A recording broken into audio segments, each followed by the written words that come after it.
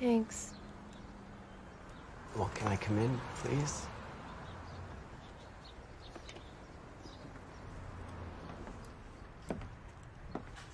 Wow. Love what you've done with the place here. Oh, it's gorgeous. Oh my God, Ed. Like it? See, I took one look at it and I just knew it was you. Ed Amos, you are something else. All right, so this thing between us, this is only a temporary separation, right? I filed the papers. Wow, that's cold. You want to punish me? That's okay, I get it. I mean, if it was me, I'd feel the same way. The point is, where does that get us? Right? Nowhere. Because we love each other, and you can't deny that. That's not the issue. Well, it should be the issue. What do you want from me, Bobby? You want me to get on my hands and knees? Because I will. I'll beg. See? Come on, baby.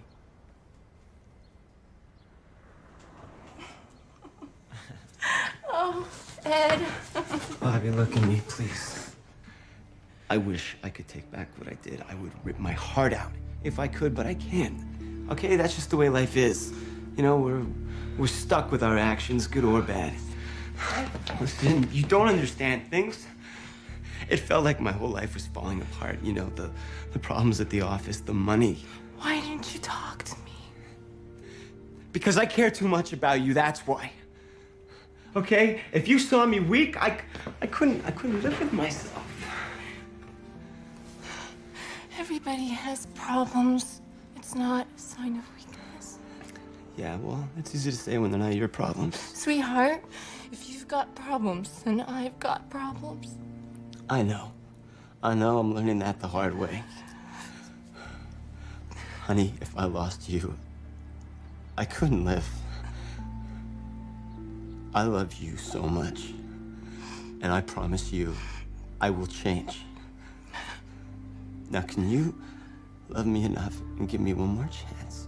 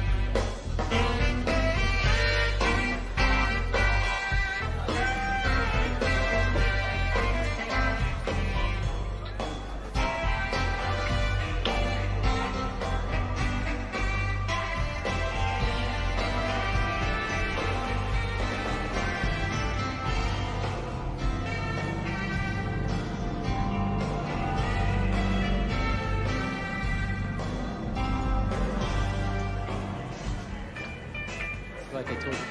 Hey, buddy, get it down at the shop. Thanks, Roger.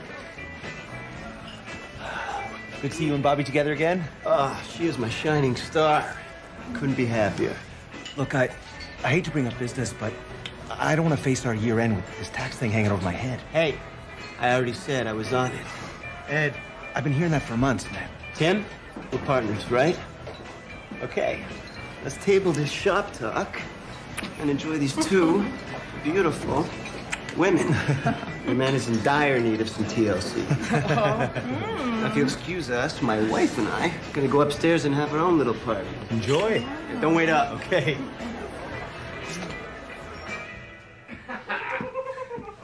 My princess. Your chambers. Whoa. Oh, wow. We got a little surprise for you here.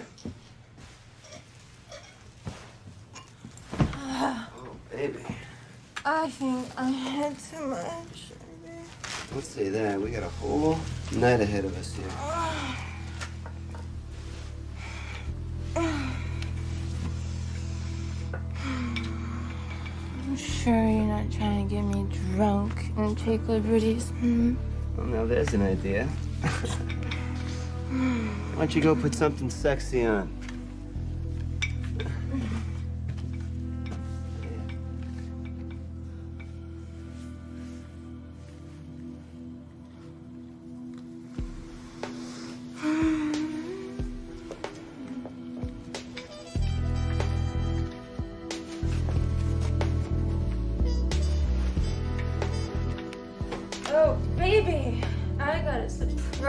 for you. I want to see it.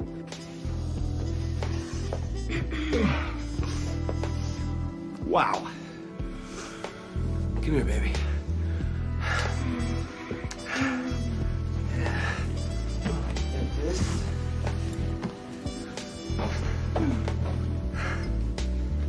Here, honey. Am I still your girl? Oh, my one and only. Come on, let's make a toast. To you.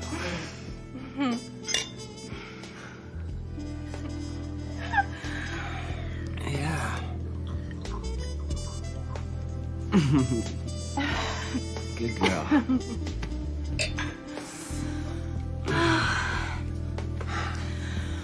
I feel like it's a whole new beginning. It is, baby.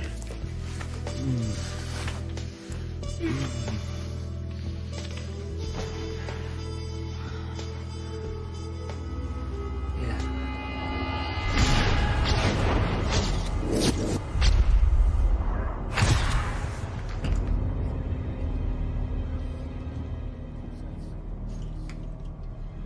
One more.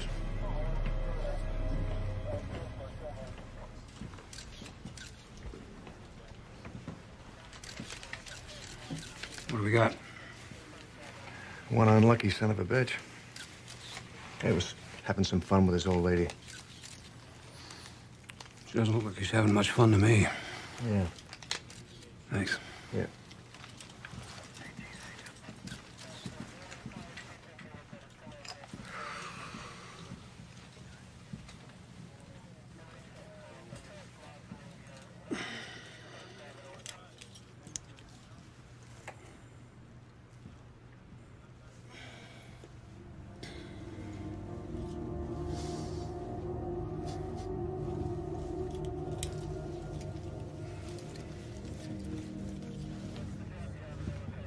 Mr. Amos.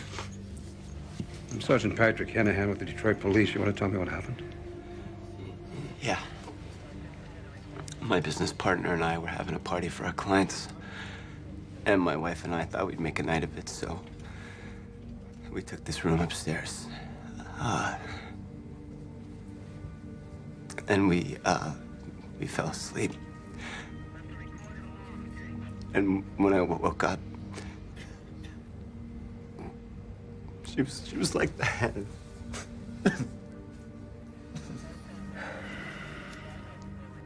Mr. Amos, if you don't mind, I think it'd be a good idea if you came on down to the station. Why? We just want your full statement. My wife is dead. What more do you need to know?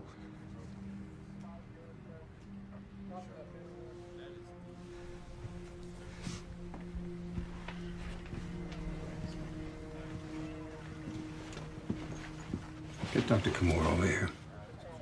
The coroner? What for? Do it. All right.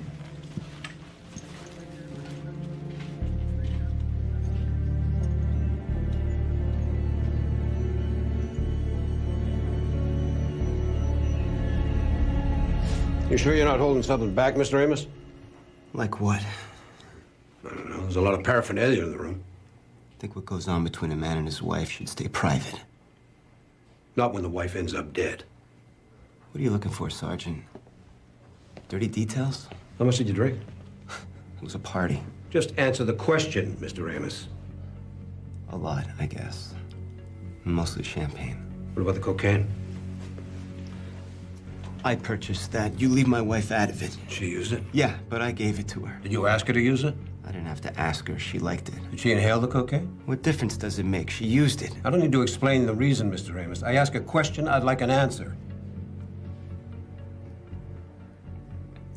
She liked to use it internally. You happy now? I don't understand. She'd put it on her finger. She'd use lubricant so it would stick. I could have stopped her, but I fell asleep. She never knew when to stop. I'm so sorry, Bobby. I'm so sorry. Wayne County Prosecutor's Office. How may I direct your call? The guy's a former General Motors exec, and now he runs a personnel agency. There's something funny about the whole setup. Funny how? The way the room looked. Maybe I should have a look at it. No offense, Miss Westfield. Nancy. Have you been to many crime scenes? I haven't seen you around here much. That's because I'm in court putting criminals behind bars. Don't worry about me, Sergeant. I can handle it.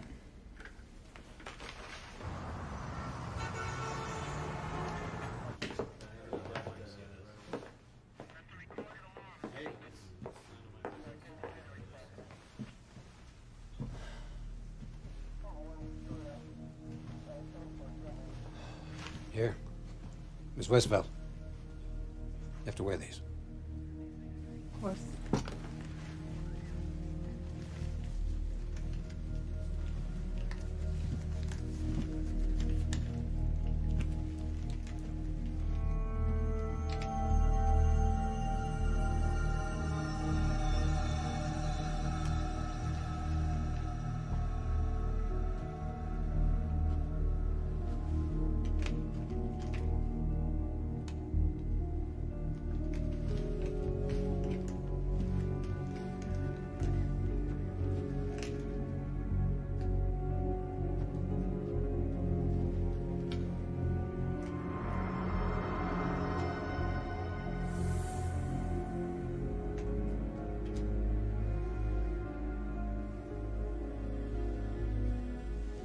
This is...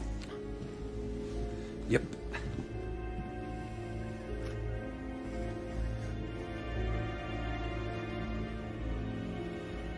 Wow. My sentiments exactly.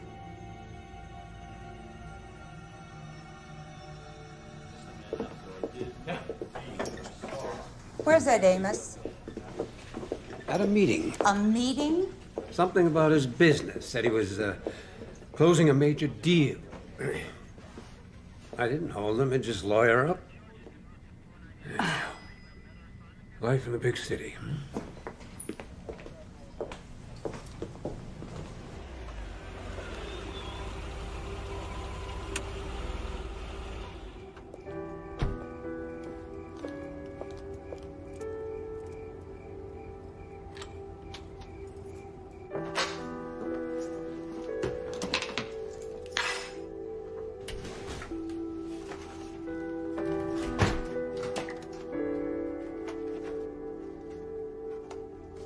Brush fires fanned by dry Santa Ana winds. Hi, Nancy. It's Charles Sweeney here. Listen, I'm having a little trouble with the factory case, and I'm wondering if you can help me out. Anyway, I'll see you in the office tomorrow morning, and we'll talk about it. Thanks. Bye. Thousands of acres of Southern California hillsides today, forcing hundreds of residents to flee their homes. The cause of the fires is under investigation, and arson is suspected in several of the blazes. Los Angeles, San Bernardino, San Diego, and all declared federal disaster areas, making residents in the four counties eligible for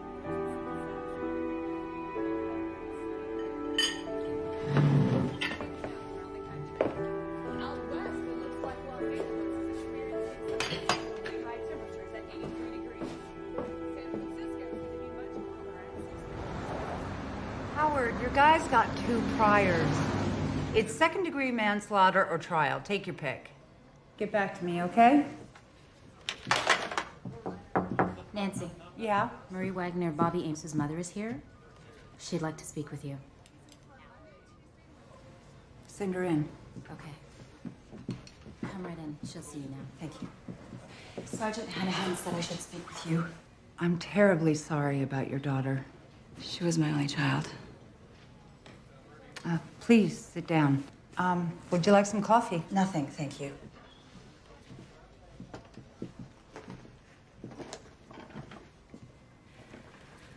I want the police to investigate my daughter's death. It wasn't an accident. How do you know that? I know my daughter. She didn't do drugs. Ed Amos killed her. That's a very serious accusation. Do you have any evidence? How about his past? I don't understand. You think my daughter was the first? He killed his first 2 wives, possibly even his own mother. Then he collected hefty insurance payouts from all of them. Was your son-in-law ever charged? No. No, he's a master manipulator. And he's also a pathological liar. Were the deaths ever investigated? We're talking small-town America. He was everybody's golden boy. The police never thought for a moment he was capable of murder. She was 24 years old, and she was deeply in love with him. Completely infatuated. A lot of women were. I think, anyway. Hey, Tom, how are you? Morning, Ed. Veronica, you're wearing my favorite color again. Thanks. I like your tie. Thank you, Veronica. Ready? Mr. Amos, Hey, Stace, what you got? your tailor called. Your new suits are ready. Your tennis game is rescheduled to 6:30. And Doug from accounting called and said thank you on behalf of his daughter for the cookies.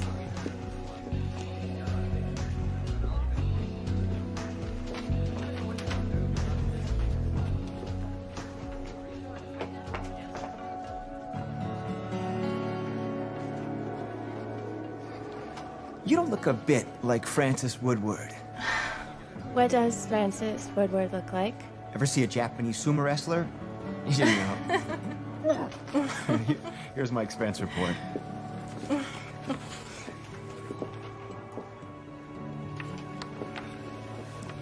I'm Ed Amos.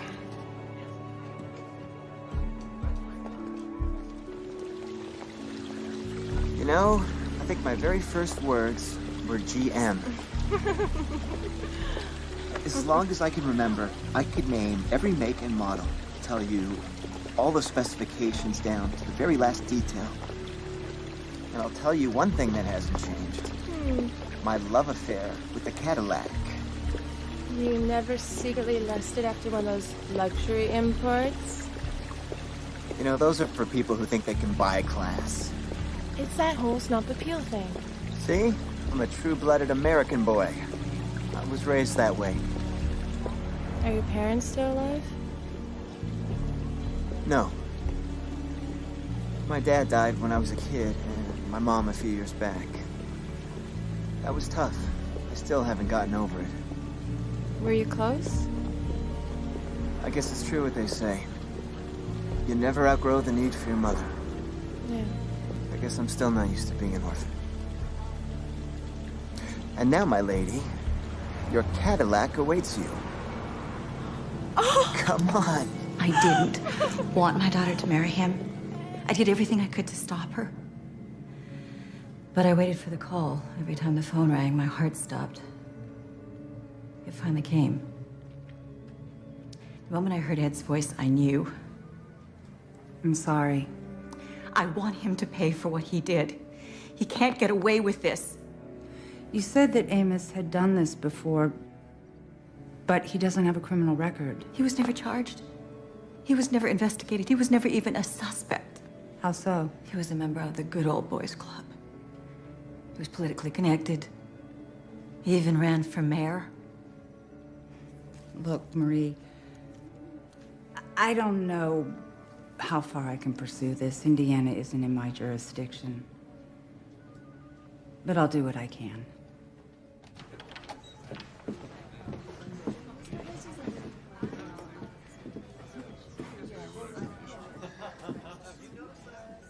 Got a minute? Sergeant. Yeah, sure. If you flip to page 3, you'll see preliminary toxicology. More tests to follow. Blood alcohol content, 2.1. Drunk as a skunk. Triazolobenzodiazepine, better known as Xanax. A downer? Cocaine. Yep, a whole bunch, too. Couple with the booze and the Xanax. Her mom said that Bobby didn't do drugs. Cures the driven snow? And based on this, Amos is telling the truth. She partied hard, no deed. End of story. Sorry. Me too.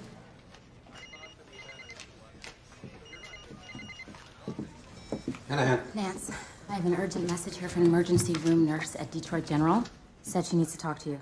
It's about Ed Amos.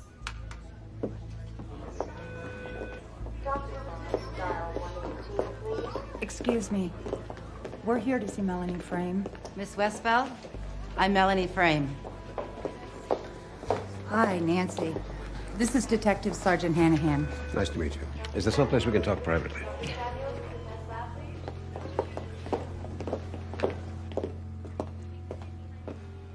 I know this seems kind of strange, but when I saw that beautiful girl come into the morgue, and then I saw her name, I knew it couldn't just be a coincidence. I moonlight at the coroner's office.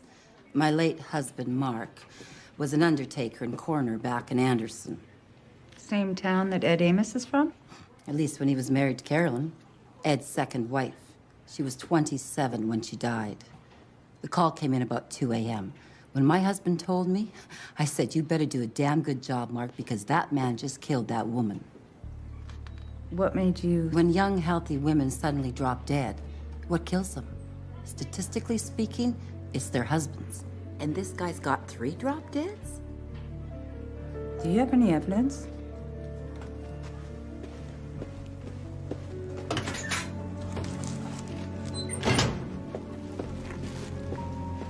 It's all there. Police reports, Carolyn's autopsy, you name it. How did you get a hold of this stuff? My husband had the authority to decide whether to do an autopsy or not. But after Ed talked to him, he was prepared just to put her right in the ground, just like that. That's when I said, "Mark, dear, you do your job or we'll have another dead body, yours." Sounds pretty drastic. Well, you know, men. They all line up behind each other like they're in some secret society. But women, we got radar. But they didn't find anything. There was nothing wrong with Carolyn anatomically, but you can see death came from a non-natural source. What's that mean? Ed Amos. You're the district attorney. You know if a guy loses his first wife, you feel sorry for him. He loses his second, you think he's got incredibly bad luck. But his third is a pattern for murder. Yeah, possibly. Possibly. What if I told you his mother's death was suspicious as well? You need evidence. And from what you've told me, there isn't any. That's why this guy's still walking around out there. According to you, he's never even been questioned in connection with these deaths. To do it right, it's gonna take time to investigate. Well, you're a prosecutor, not a detective. Please let me do my job. Look, the state should be thrilled that I'm not charging extra. Okay. I will give you some time, but with one stipulation. The second this little investigation of your stalls, refile involuntary manslaughter. Agreed. Good. Now, I need your permission to go to Indiana. Indiana's not part of your jurisdiction. Anything that happened there cannot be brought into this case. Watch me.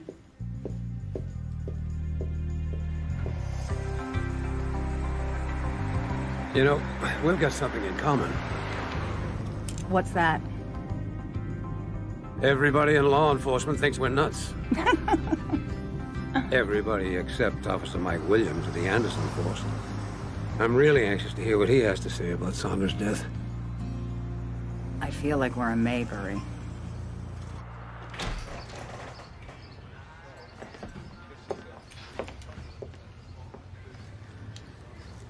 There's our boy.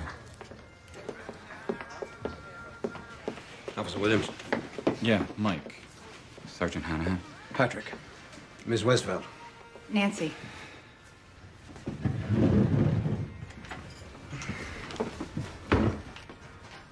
These are the case files we talked about. On the death of Sandra Amos. I'd appreciate it if you... Officer, this is completely off the record. We're just trying to build a case. Thanks. Thank you. I'm really glad you're investigating this Amos guy. When all this went down, I was new to the force, but I was on the call. The call? Yeah, when Sandra Amos died. My partner and I showed up first. It just felt wrong. Why wasn't there a proper investigation in the first place? Small towns like this. don't have the resources. A fact that didn't escape our friend, Mr. Amos, I'm sure. Ed Amos was a hometown boy, part of the community. A mayoral candidate. Lions Club, Kiwanis. He was the president of the local Chamber of Commerce. People here still swear by him, and were sad when he moved to Detroit.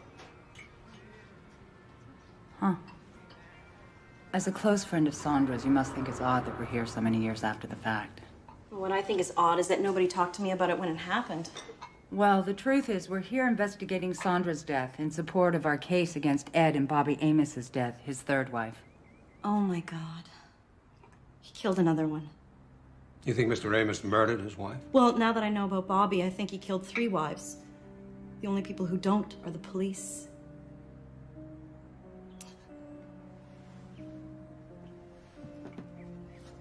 Sandra was such an amazing person. Everybody loved her. How long had you known Sandra and Ed? 5 years. But we were more than just neighbors. We were best friends. Practically lived in each other's houses. I was the last person to see her alive. Other than Ed, of course.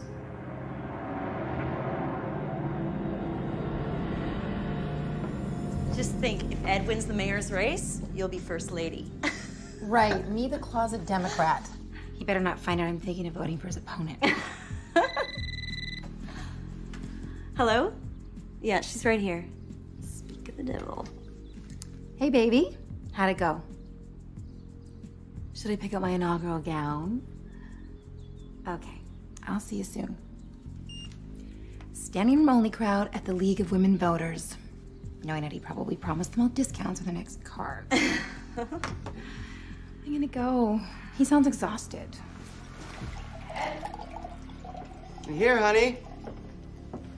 How's my star candidate? Hey.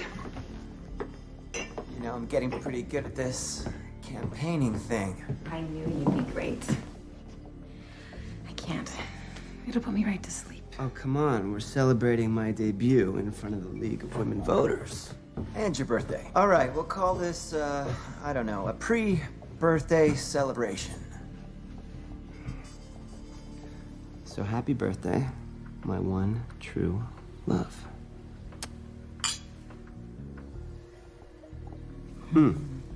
So I got a gift coming for you tomorrow, but I figured I'd give you these now. What are those? Well, you're the teacher, you tell me. Keys? Very good. You didn't. I did. No! Yeah. Red? Last time I checked. Oh.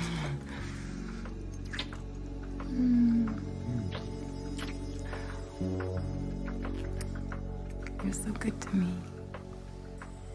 So I have an idea. What's that? Why don't you go upstairs and run a bath, and then I'll come on up and rub your back. Okay. Sound good? Mm-hmm. Don't be long.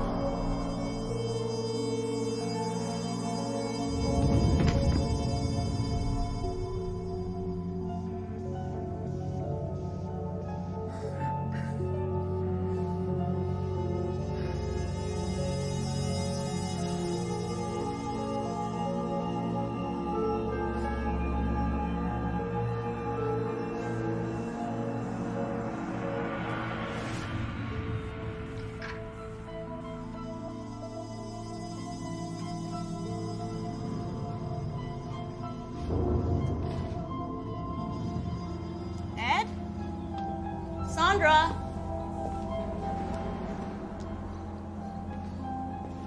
Sandra!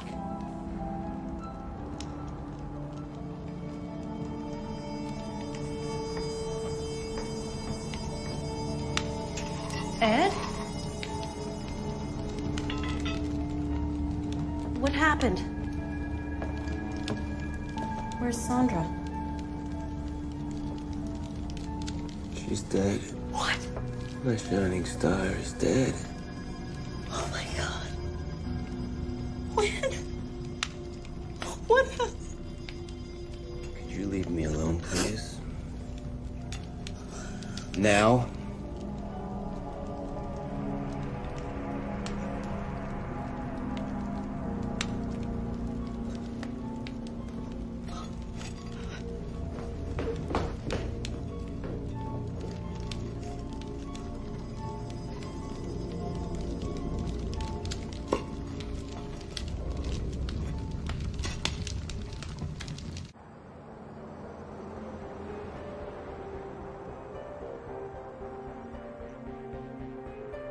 We'd been planning to redecorate. Carolyn had just taken a shower and was going through some color charts when I arrived home. Hi, honey. I am so tired of looking at paint samples. Tell me why we started this again? Because a man's home is his castle. Oh, really? Really? Anything good to eat? It's a servant's night off, Prince full of it. You can get it yourself. There's chicken and potato salad in the fridge. Any wine? There's some open.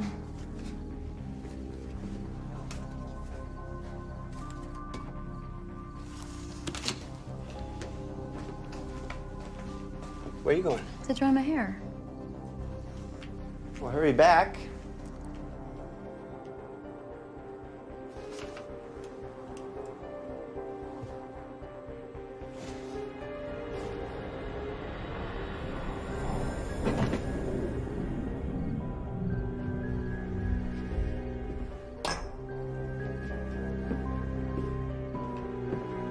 Hey, babe.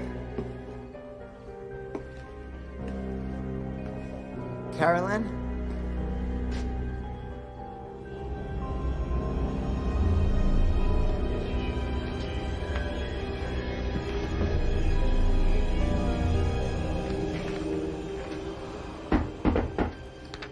Yeah? Chow, man. I'm starving. There is nothing to contradict Amos's version. Have you read the files? Everybody thinks this guy was a saint. Listen, anytime there was a game and I couldn't get tickets, Ed came through. God, that pizza smells great. Yeah. Thin crust, too. Only way to go. Now, this is my personal favorite, the interior decorator. About 3 days after Carolyn's death, Ed phoned to say he wanted to go through with the redecorating of the house. I thought it was a lovely gesture. The house meant so much to Carolyn. Okay. You're making me sick. None of them heard any accusations or rumors? They didn't think it was, in any way coincidental that 2 of his wives died mysteriously? One of his secretaries attributed the rumors to jealousy. Ed was so kind and so generous that people just like to see a good guy fall. He bribed people with all that crap. The police here, they weren't going to investigate him and risk not getting that nice new fleet of cars. This guy is fascinating. Uh-oh. No, not like that. I mean, he's diabolical. He's covered all his bases. You and I deal with murderers every day. Have you ever met anybody this meticulous? I'm still trying to figure out when he sleeps. Can I ask you something? Why would you want a job like this? I'm a born-again civil servant. I love the abuse. Your husband doesn't mind? My biggest fan. He died a couple of years ago. I'm sorry. Me too. Was he sick? Skip had a heart condition. It was a particularly tough pill to swallow since he was a cardiologist. Here. Work and eat. Congratulations, Nancy. You've got enough circumstantial here for 2 additional murder cases. Only they're in Indiana, and you're prosecuting this case in Detroit. I'm establishing pattern. Why? You won't be able to use it. I plan to ask the court for admission of priors. I'll cite Vanderfleet. You know, the last time somebody cited that was about 35 years ago, and you know why? Because it's a loser.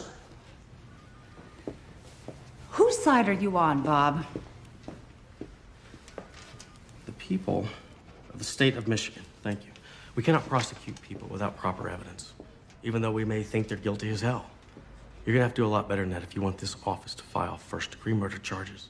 My suggestion to you, focus on Bobby Ames. And if you don't come up with a motive, or at least a cause of death by the end of next week, this office will file involuntary manslaughter. First offense, no priors. He'll walk. That's it.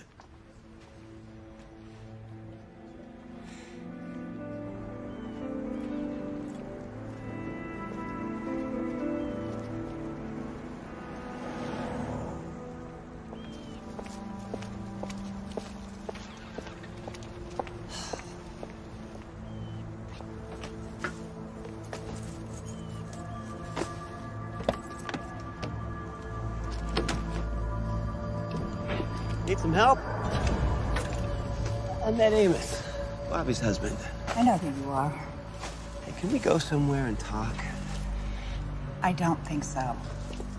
Listen, you don't have to drive 400 miles to find out about me. I'll tell you what you need to know. Save the taxpayers their money. You're not afraid of me, are you? There's a restaurant down the street by the water. Yeah, I know it. I thought you might. I'll meet you there. You don't want to forget this. Thanks. What is it exactly that you wanted to talk to me about, Mr. Amos? My mother-in-law tells me you think I killed my wife. Your mother-in-law? Yeah, Marie Wagner. We had lunch yesterday in Anderson. You look surprised. You keep in contact? Oh, Marie and I go way back. Actually, I was friends with her while I was with my first wife, Sandra. Through GM? Well, that's where we met. But we soon found we had a mutual vice. What was that vice? Poker. Yeah, I hate to admit it, but she's much savvier than I am. That woman has nerves of steel. Well, since you and Marie were such good pals, she must have been thrilled when you married your daughter. She actually was very, I want to put this delicately. It was very awkward. I mean, Marie and I were friends, and of course we flirted a little, but that was it. But then when I started dating Bobby, she became hostile. So I had to hope that she'd get over this, I don't know what to call it, this thing. Has she? Yeah, but it took Bobby's death. I guess now she realizes we're all the family each other's got. You see, Nancy, things aren't always what they appear. I mean, take you, for example. Right? On the outside, you seem really tough and a woman in control. But really, you're being pulled in every direction. Am I? Come on, Nancy. You're in a man's world. The guys at work think you're a dilettante. Just one more woman who's trying to make a name for herself at their expense. You think you know a lot about me, don't you? Enough to know you're barking up the wrong tree. That's an interesting theory, Mr. Amos. I have to go.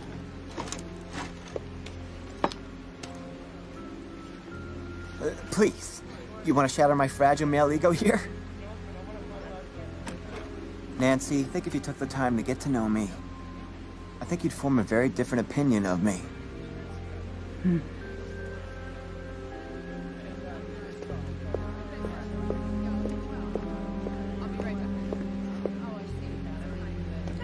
It's a cyclical thing.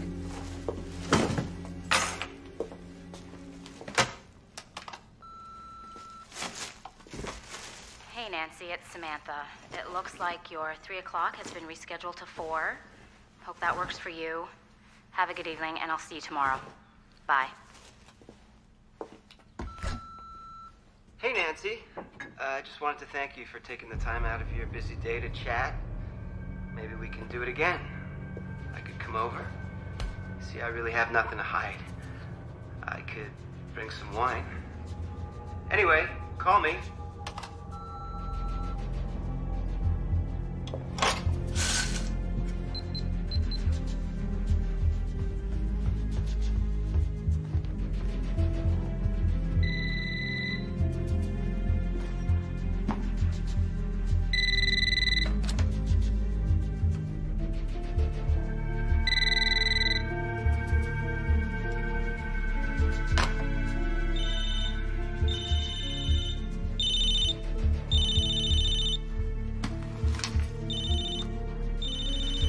Idiot. Who does he think he is?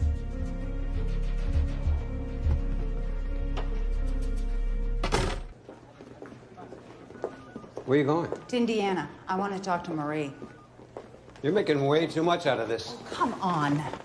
She's given us all this information, and she just happens to omit the fact that she's had a 20-year friendship with Amos. You knew they worked together. Worked together, yeah, but those two hung out together. She had lunch with him day before yesterday. Yeah. So? So, maybe she was jealous of her daughter's relationship with Amos. Out for revenge. Oh, you don't really believe that this is about Marie getting even with Amos.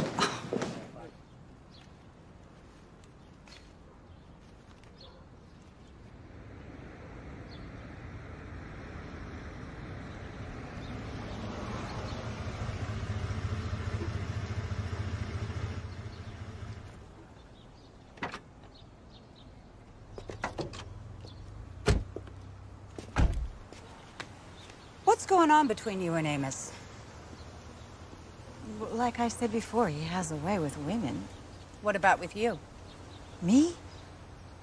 No. No, he's not my type. I mean, obviously he's a handsome man, but I always found him a little, I don't know, racy for my taste. That kind of man can get you into trouble, you know? But you liked him. We worked together. You never socialized? We both like to play cards, okay? So you were card buddies? I never said buddies. You knew his first wife, Sandra. Yes. What about Carolyn, his second wife? I knew her a little bit, too. Why didn't you tell me you had a long history with this man? Because it has nothing to do with my daughter's death. What is your relationship with Ed now? There is no relationship. So why do you continue to see him?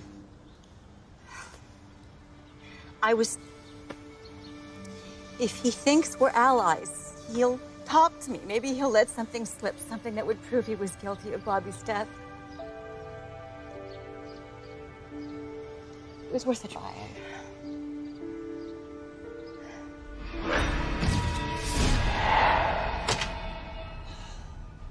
So what's the motive?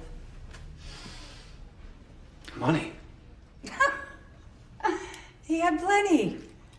He had a good job and a successful side business. Not enough money to support his gambling, fancy cars, the Rolex watches. There is nothing illegal about being a good gambler, unless you don't pay your taxes. Okay, let's put motive aside for a minute. Bobby Amos died from acute cocaine poisoning. Mm-hmm. Ed says she did it to herself. How is it possible to get 14 times the amount of an overdose into your own bloodstream? You can't. You'd have to get it into her, but there were no signs of a struggle.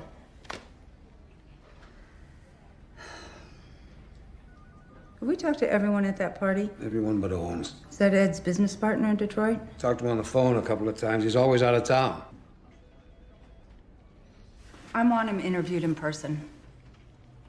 Tell him he makes himself available to us within the next 48 hours or we'll slap him with a subpoena. Yeah? Who? Put her on. Hello? Yeah? I'll be there in 15 minutes.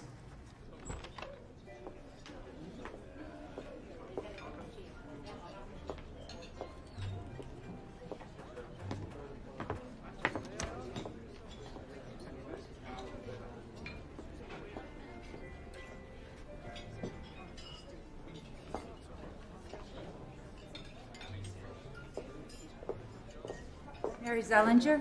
Thanks for coming. I understand you're talking to people who know Ed Amos. Yes, I am. You know Ed. I had an affair with him while he was married to Bobby. I didn't know that he was married at the beginning. I mean, as a single woman, the first thing I do is check for a wedding band.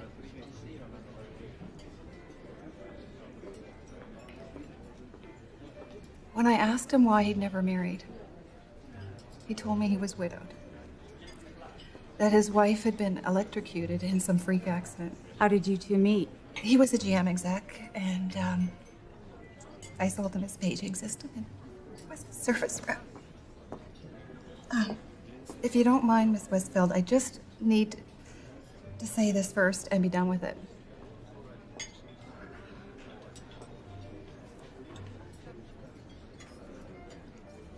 I'm in love with Ed Amos. Is that supposed to be a bombshell? You don't understand. I say that believing with all my heart that Ed killed Bobby. Why would he do that? To marry you? For the money, of course. He needed money that badly? He was desperate. Ed liked to pretend that everything was great. Then one day, I noticed he wasn't wearing his Rolex. He said he lost it. Well, a few weeks later, I found this pawn ticket.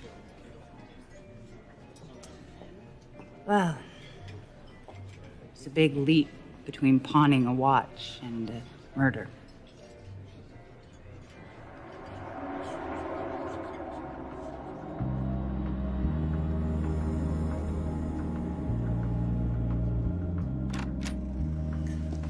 Hello, gorgeous.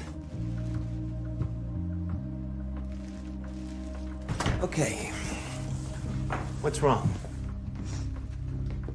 How can you look at me and lie like that? I know where you were, Ed.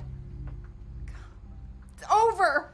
I don't date married men, period. No exceptions. Listen, it's not what you think. You're either married or not. Legally married, but that's it. All right. Is there any other way? Yeah, there is. The way I am with you. Mary, I'm in love with you. I'm married to Roberta in name only. Right, and now you're gonna tell me what, she's an invalid? Hey, I'm serious. All right. You want the truth?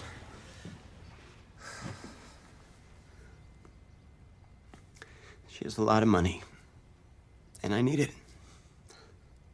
I am up to my eyeballs in debt, and I just resigned from GM.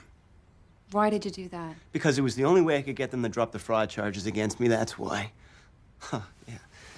They think I padded my expense accounts. Did you? Don't you get it? Someone out there wants my job, and he figured out a way to get to me. And it doesn't matter if I'm innocent or not, because they're gonna drag my name through the mud either way. Sorry. It just seems so unfair. It's okay. I'm starting a new personnel agency. And Bobby's put up half the money. But I have other investors, and hey, it's not like it sounds. She owes me, and she'll be the first one to tell you that. And then I fell in love with you. Honey, I know I should have been upfront with you about this. It's just... I was so afraid to lose you. You don't know how badly I need you in my life.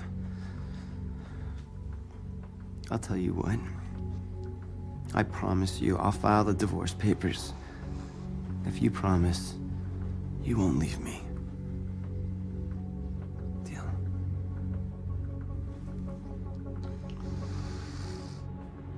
Then I saw him leaving a bar with yet another girlfriend. And it really bothered me that I'd slept with a married man. I mean, for better or worse, I have a conscience. Maybe in this instance, it was for the worse. I called Bobby.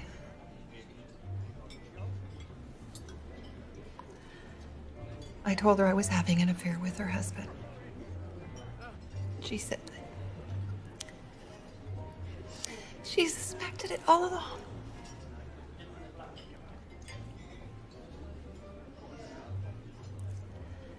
A month later, she was dead.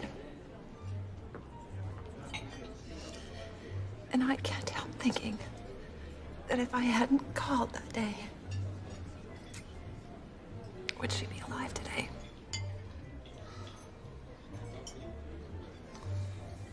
That isn't your responsibility. You must think I'm such a fool. No. I think you're human.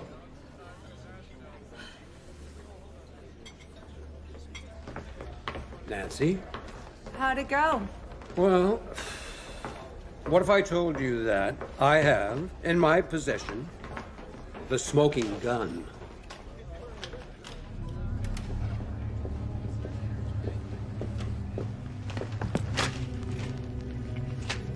Holy cow. The morning after the party.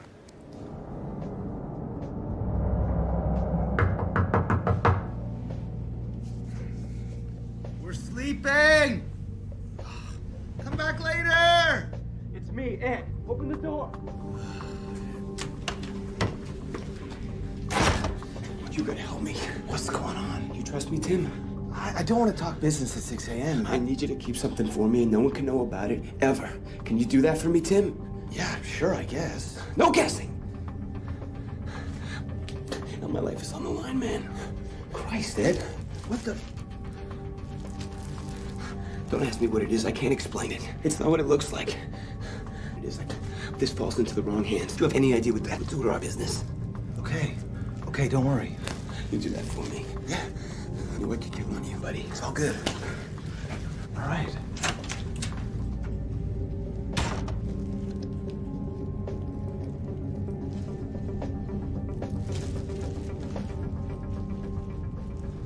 Does this guy realize he's concealing evidence in a murder investigation? He bought Amos a snow job. And what about when Bobby turned up dead? I said Ed was his friend, he trusted him, and Ed owed him a lot of money. I want to take this and the rest of the evidence to pathology. You got it. I received your package yesterday. Autopsy photos, reports, bed sheets, witness statements, blood, vaginal swabs. Everything you asked for. That's the full coroner's report on Bobby Amos. Drug overdose. Check the amount of cocaine found in her system at the time of death. Wow. 14 times the amount needed to kill a horse. This one contains the evidence on Carolyn Amos, his second wife. Her cause of death was never determined, but I do have autopsy reports and photos. What exactly do you want me to do with all of this? Connect the dots? You need linkage.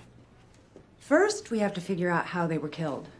Now, Bobby Amos couldn't possibly put that much cocaine into her own body, and that's where you come in. Well, we do the best we can here, but...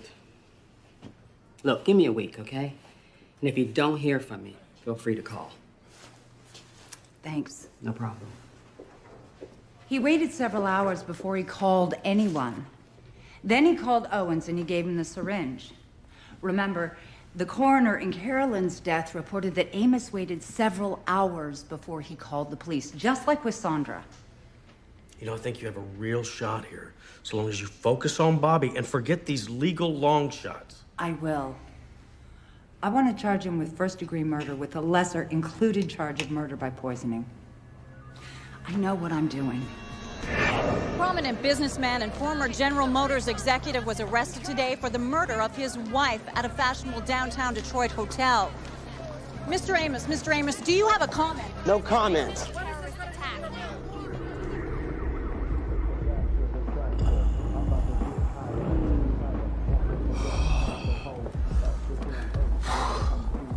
That was fantastic. My wife is one of those PMS types. She doesn't know how to please a man in bed. She just lies there. I pull out the sex toys, she thinks I'm a pervert. Well, I've had it with her. I'm gonna take her out. You get what I'm saying? I better get back to work. Lowell Edwin Amos was arrested and charged with 2 counts of first-degree murder. Oh my God. We're here today as to a motion for the admission of other acts of evidence. Yes, Your Honor. Proceed. Mr. Amos put this issue squarely before us when he told anyone who would listen that he and his wife were fooling around with cocaine and she accidentally had a heart attack and died. He set himself a defense of accident. When the police arrived, they knew something wasn't right because they called in Dr. Kamor of the medical examiner's office. A highly unusual move. They knew they would need toxicology reports, or all they would have would be an involuntary manslaughter. Upon closer investigation, we have learned that 3 other women who also loved Lowell Edwin Amos died under remarkably similar circumstances. And in all cases, he would earn a financial and emotional benefit. In the People versus Vanderfleet, Judge Boyle noted, quote, "When you lose one spouse, how sad. If you lose 2, how remarkably interesting. How legally questionable." Your Honor, this man has lost 3. Objection. There's no evidence my client had anything to do with those deaths. Overruled. You'll have your turn, Mr. Mitchell. We ask this court to admit the evidence of Sandra Amos's death, Carolyn Amos's death, and his mother, Mary Toll's death, to show that on the night Bobby Amos died, Mr. Amos had only one intent in mind, and that was the murder of Bobby Amos. The jury must be able to evaluate the picture fully. When they are looked at in their totality, what you get is a glaring picture of Mr. Amos's intent that night at the Royal Oak Hotel.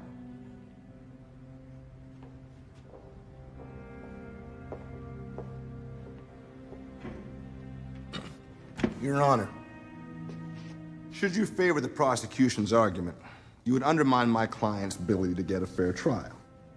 There is no way to try this case in the context of the other deaths. Now, if Mr. Amos had committed these crimes, as Mr. Westfeld alleges, there would be evidence, and that would lead to charges. There are neither. We're here to try one crime and one crime alone, that of Bobby Amos. I implore you to find for the defendant in this case.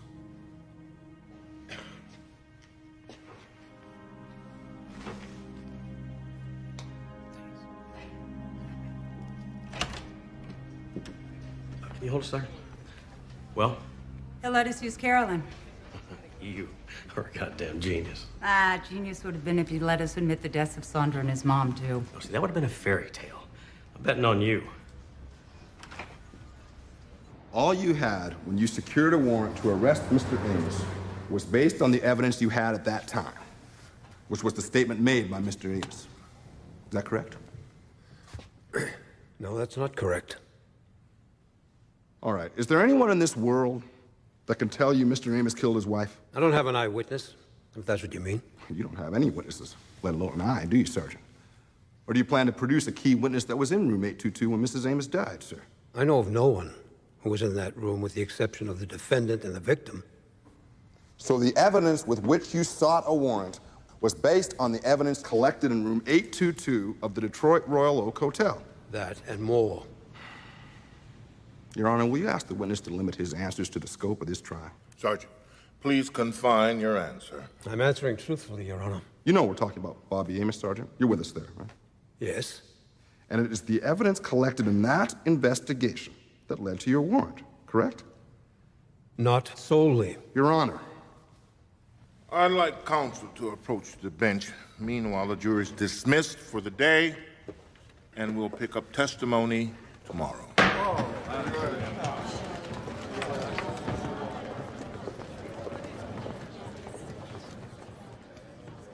I have one question, Sergeant Hanahan.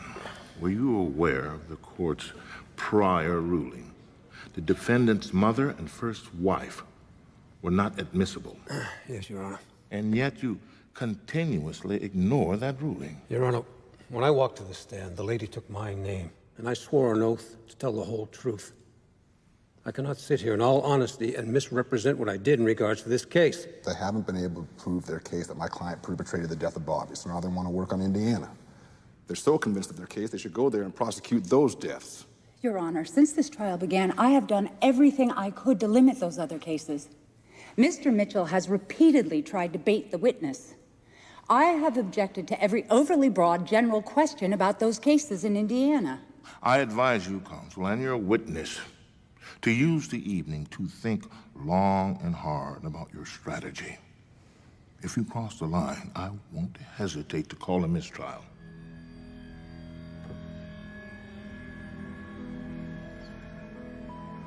Mitchell's gonna pick up the same line of questioning tomorrow. He knows Pat won't lie. That's what he's banking on.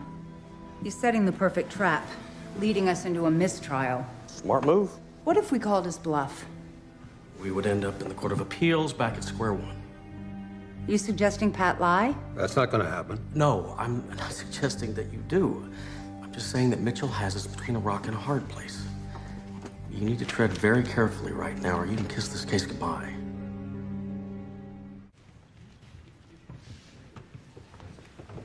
How you feeling? You ready to roll the dice? I don't gamble. All rise for the Honorable Judge Joel Collins. Please be seated. Is defense counsel ready to resume testimony? Yes, Your Honor. Defense calls Sergeant Patrick Hanahan back to the stand.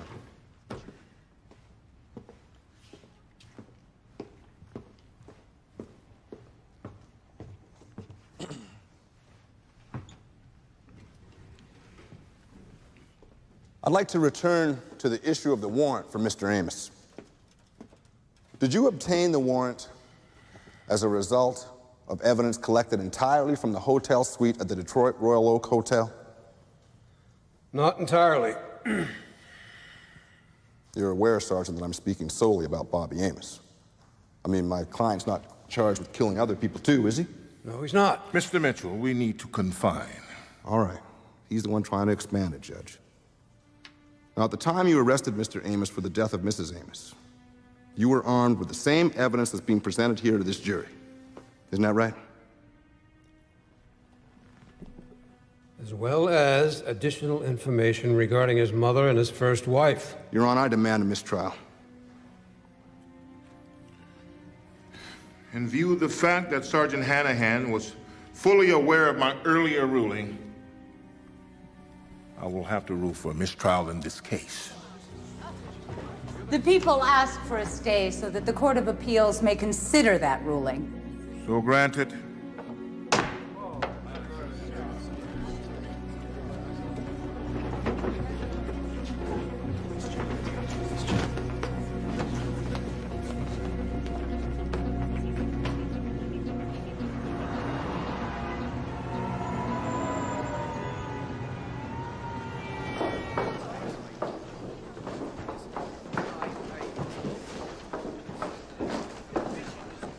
Excuse me. The judge is issuing his ruling.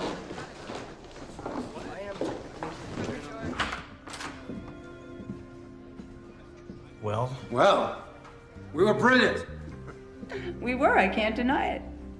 The Court of Appeals bought it hook, line, and sinker. It's one hell of a risky strategy. Yeah, but it worked. Now they know about Mama and the other Mrs. Amos. We got our cake and we can eat it. The prosecution calls Ruth Loftus.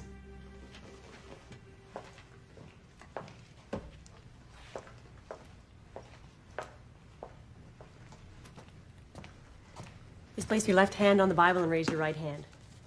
You swear to tell the truth, the whole truth, and nothing but the truth, so help you God. I do.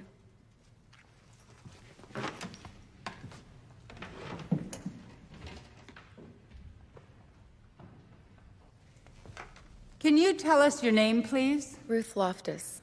Can you tell us where you were working in March of 1999? Yes, I was working in a strip club at Washington and Belmont Street in Indianapolis, Indiana. What were your duties in the club? To mingle with the customers and do lap dances, things like that. And as a part of your work in that bar in March of 1999, did you meet a person who identified himself to you as Jeff? Yeah, he's sitting there in the gray suit. Let the record reflect that the witness has identified the defendant, Lowell Edwin Amos. How did you and Mr. Amos first meet? He'd come into the bar, flirt with the girls, and complain about how his wife didn't understand him, and how he had some problem with his mother when he was a kid. Let's talk about his wife. Did he say anything else about her? Yeah, he said he killed her. Objection. Prosecution's leading. Sustained. Did you ever see Mr. Amos again? One more time, a few weeks later, the end of August. What did he say then? He asked me to marry him. And you know, I went, right. And he said, well, I'm getting married again anyway, and I'll probably kill her too. And that was the last time that you saw Mr. Amos? Yeah, until I saw him on the news a few months ago. They said he killed his wife, and I'm like, my God, you know, it scared me.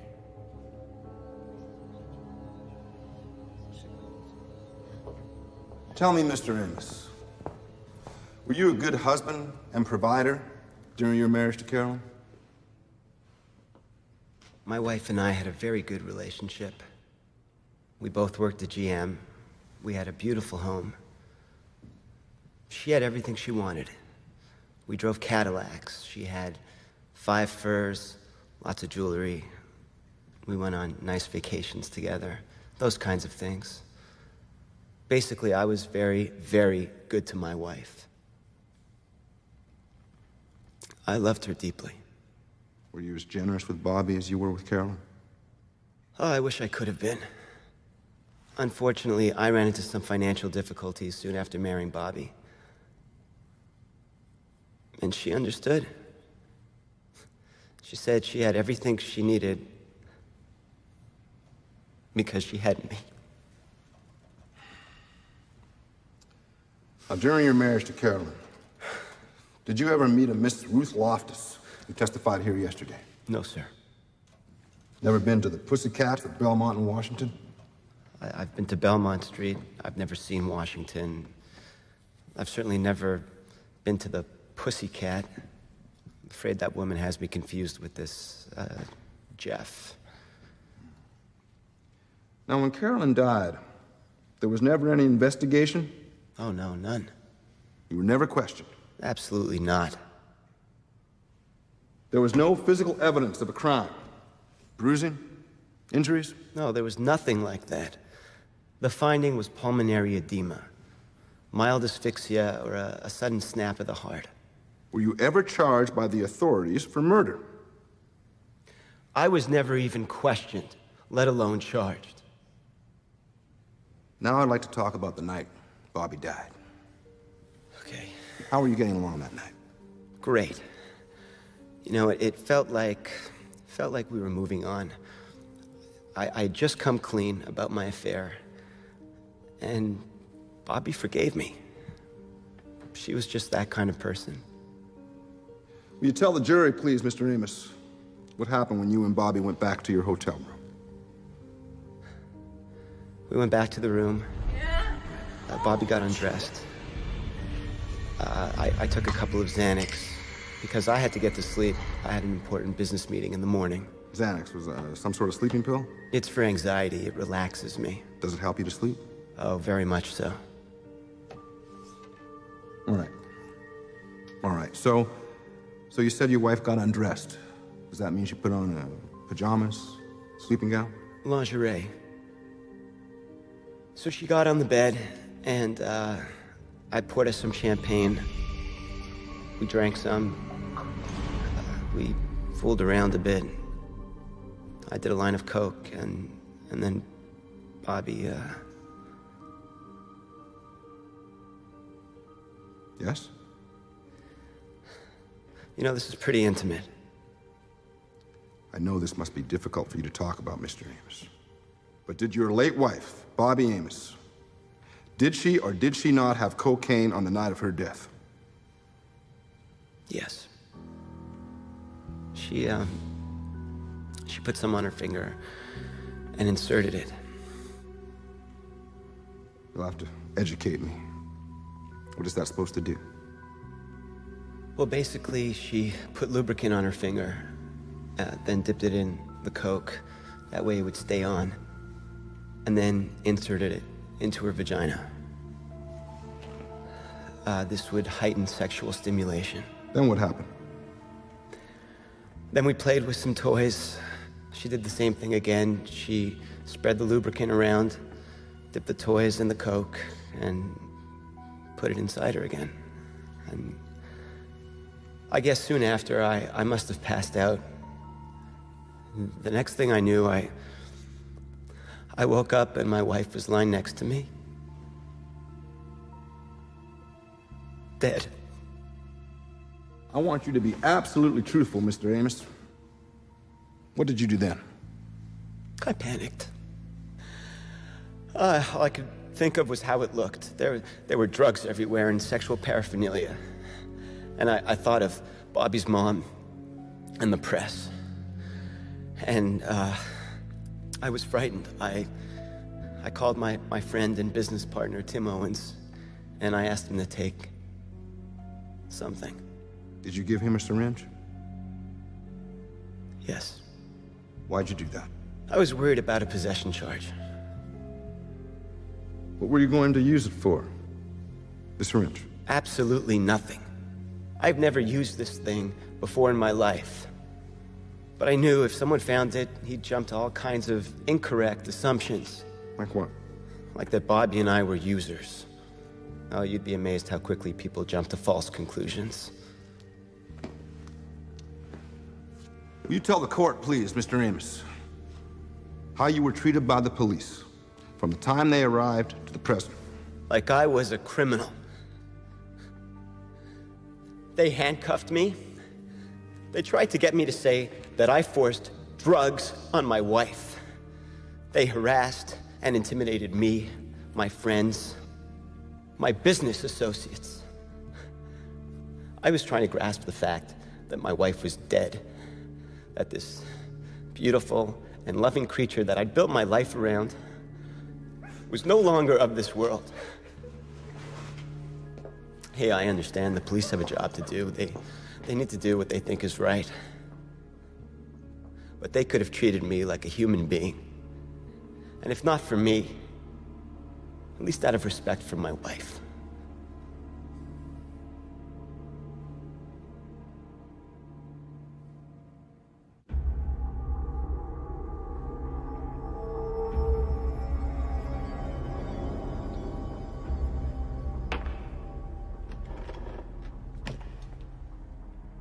What I would like you to do for me, please, Mr. Amos, is to answer my questions succinctly. I would appreciate it if you don't fill in the blanks as you go along. Certainly, ma'am. As long as you don't try to lead me. Well, you don't understand, Mr. Amos. This is a cross-examination. That is exactly what I'm going to do, lead you all over the place. Were you in the military, yes or no? No. In the statement taken after your wife Carolyn's death, you indicated you were. Well, they must have assumed. People's Exhibit 17. Is this your briefcase? One of them. I'd like you to step over here, please, and indicate for the jury what each object is that was found in your briefcase, and explain its purpose. Mr. Amos. Certainly.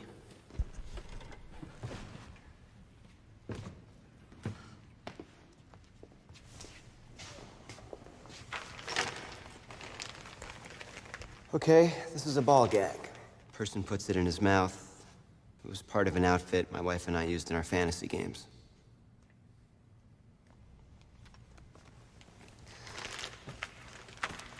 is a blindfold. I'm sure you can figure this one out. This is a strand. It's used to touch someone sensually. These are handcuffs. And all these batteries. Those are used for the vibrating adult toys. You may return to the stand.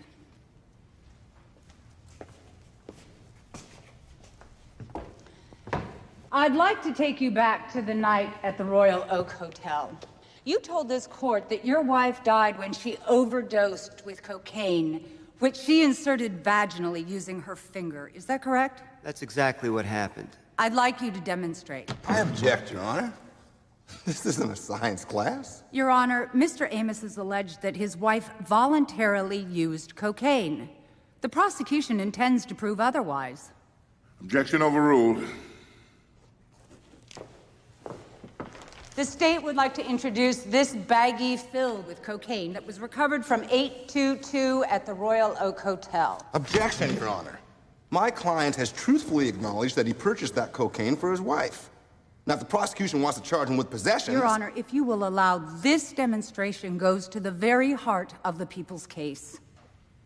The jury needs to see whether or not the story that Mr. Amos has told them about the circumstances surrounding his wife's death are credible or not. I'll allow. Proceed. Now, I have here the lubricant you claimed your wife used on her finger.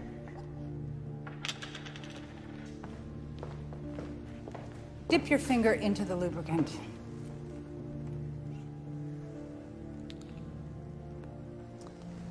Now, can you dip your finger coated with lubricant into the baggie with cocaine and remove it?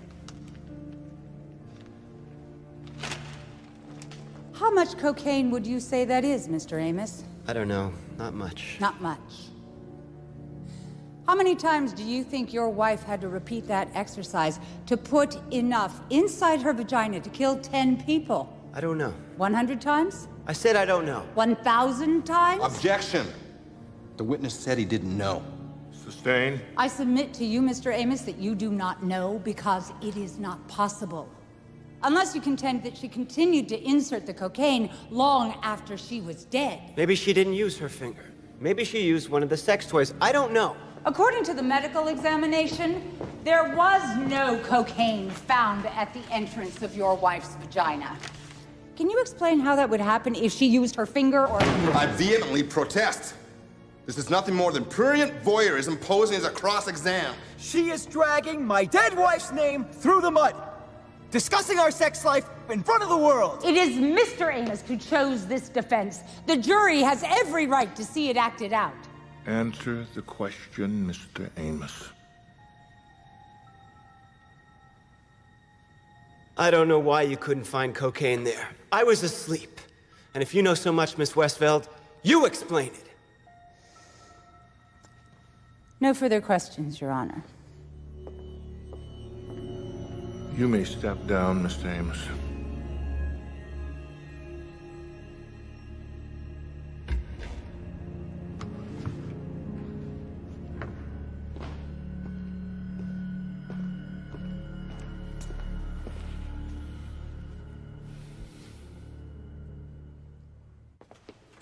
Miss Goodhue, could you please state your professional credentials and your current job classification for the court? Yes, I'm a forensic pathologist for the state of Michigan, and I have been for the past 15 years. And you have studied the evidence in this case? Yes, I have. Thank you, Miss Goodhue. I would like you to walk us through the events that led up to and including the death of Bobby Amos on the night of June 17th of last year at the Royal Oak Hotel. Well, Mr. and Mrs. Amos arrived back at their hotel about 20 past midnight. My princess. Ms. Amos, Bobby, had already consumed a large quantity of alcohol. In spite of that, Mr. Amos opens a bottle of champagne. But before handing her the glass, he crushes up 2 pills of Xanax and puts them in Bobby's champagne. Combined with the champagne, the Xanax reacts on Bobby quite quickly. Objection, Your Honor. This is pure conjecture. How can you allow this? Overruled. Continue, please. Well, Bobby falls asleep. She falls into a deep sleep. At this point, Mr. Amos rolls Bobby over.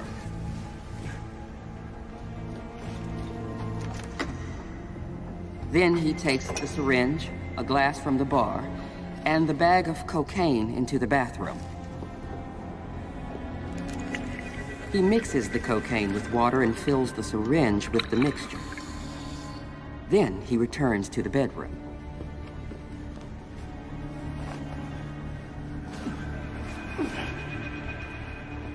He rips off her panties, picks up the syringe filled with the cocaine and water mixture.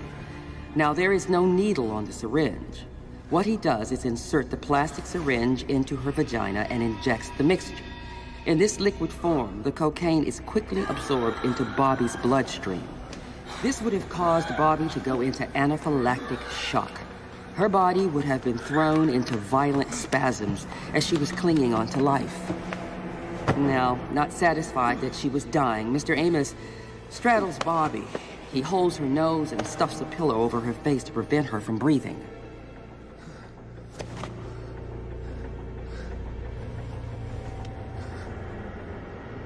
If that's the case, why wasn't there a vascular effect, which is usually the result of suffocation? Back in the 18th century, there were two nasty lads called the Burke brothers. Now, they made their living providing corpses to hospitals for research. So what made them so successful was the extraordinary amount of dead bodies they could produce. Now, of course, the answer to this was they were creating them. They would find drunks passed out on the street, in alleyways. One would sit on the man's stomach, the other one would hold the man's nose. Now, this would cause a respiratory effect versus a vascular one, which left no indication of foul play. So what you are saying is that both Carolyn and Bobby Amos were smothered in a way similar to the Burke brothers' technique in order to avoid any signs of foul play. Yes. There were tooth marks on the pillow. There were bruises on the bridge of Bobby's nose and on the inside of her mouth. Once Bobby was dead, Mr. Amos cleaned her inside and out. One final question, Miss Goodhue. Would it be possible for Bobby Amos to have overdosed by inserting cocaine with her finger? No. How about if she used a larger object, say a sex toy of some kind? It isn't feasible to get that amount of cocaine into your system by any such method. Now, if it were possible, there would have been cocaine evidence on the bed sheet and in and around the opening of the vagina.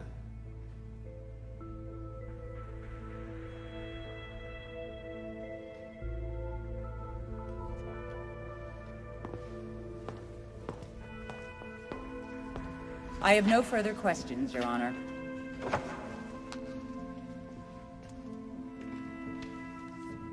The defendant will please rise.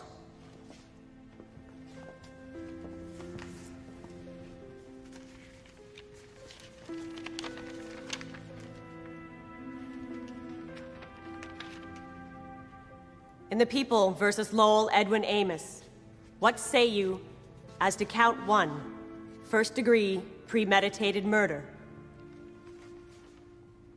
Guilty. What is your verdict as to the defendant, Lowell Edwin Amos? Count 2, murder by poisoning.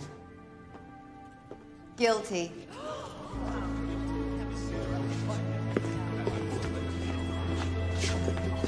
This isn't over.